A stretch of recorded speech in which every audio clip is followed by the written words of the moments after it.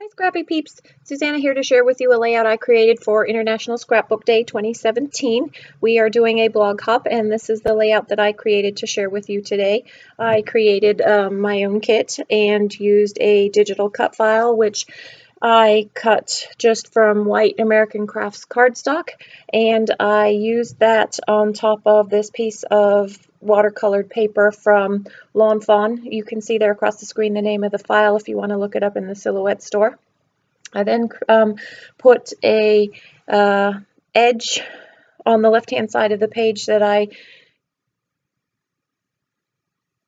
cut using this pattern paper from Crepe Paper Oasis, and I just put that down the left-hand side of the page. And I really wanted some hot pink down that left edge, and you'll see this scalloped piece from the selvage edge, the branding strip from a collection. I can't remember what collection that was, but I'd saved the branding strip, and I really wanted that hot pink down there to make the other pink pop, but it was too bright and didn't work.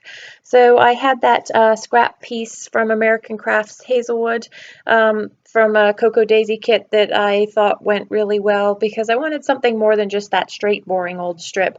So I tucked it up the top there, and I'm beginning to assemble my layers that I want to go on the circle there. I have 3 pictures of my son and I when we were down in Clearwater, Florida, eating our yummy crab dinner at Crabby Bill's. It's a tradition for us. And I wanted to add some color outside of this digital cut file. So I used this pattern paper from Amy Tangerine, American Crafts, and I fussy cut a bunch of these leaves, which I will eliminate from the rest of this video. You'll see me cut this one, and then I'll just skip ahead so you don't have to see me cut each and every single one of them. But the idea was to scatter those green tropical leaves around the edge to just give a pop of color amongst the white and intersperse them. And so I arranged the pictures within the circle, and I covered the circle so that you couldn't really see it. And I used that the pink mauve kind of toned card from Studio Calico. It's an old card as sort of a base that hides the rest of the circle that you could see if I hadn't put that card there. So I take a few of the leaves that I have fussy cut and just sort of intersperse them around in a pleasing manner. And a lot of this layout is not fully adhered. So there's a lot of what I call fluffy edges, loose edges. I just like when there's things that pop off the page, and you'll see that I do that time and time again. So I like the arrangement, and I think that the things that I've scattered in there are pretty well arranged. And I have these cool pink foam thickers that I'm going to use. I like for sure that I fussy cut again from one of the cut apart sheets, and I liked Yum, and I thought Yum for sure was kind of a fun title given that I'm hanging out with my 14-year-old teenage boy. It was inappropriate language as well. Well, not inappropriate, but inappropriate language. So I just shifted everything over so that it was balanced between the border of that green and the right-hand edge of the page, and I had to shift the title and other things around to just create balance within that. And I moved that strip from Hazelwood down, and I've got some puffy stickers from my Mind's Eye that go with the collection that I have up there. I pulled things that had the pink and the green and a hotter pink, and really I end up using what you see on the page here.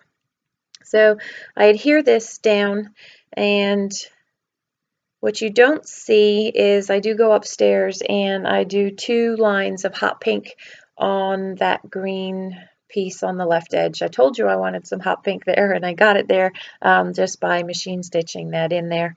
And I also found in amongst the stash of things this little piece of black and white. It's literally a teeny tiny piece that I had used on something else, and I don't honestly remember what it's from. If you go back into one of my old videos, it'll be there.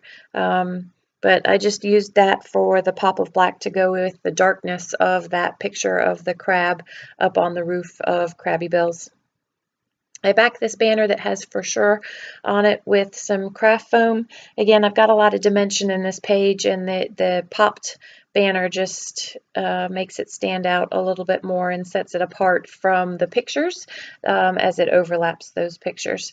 So it's time to adhere everything down, and because of the adhesive on my silhouette mat, honestly a lot of that white digital die cut file is sticking pretty well to the page, so I'm mostly adhering down the green leaves that I cut out from Amy Tangerine, and then I will go in with the fine line glue pen and my Scotch glue and just stick some of the white edges down so that the whole thing doesn't shift around too much.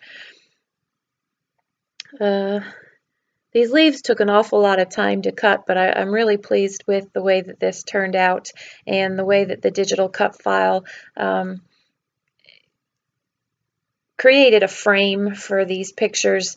The digital cut file was actually to have a monogram in the middle, but we don't do monograms, and I decided to use it for a slightly different purpose. And I was pleased the way that it turned out, and the cuts came out really clean for me, because sometimes those finer cuts, especially of those I think they're palm fronds, can be difficult to clean out sometimes. So there's that. It's actually not a studio calico. It's from the cut apart sheet from Amy Tangerine. And I turned it upside down because I wanted that heavier color down the bottom, and I'm not using it for journaling anyway, so you can't see that it was a journal card that I turned upside down. So basically I've just decided that I like where everything is, and I'm adhering everything down on the page and just sticking some of the last bits and pieces down. So this is I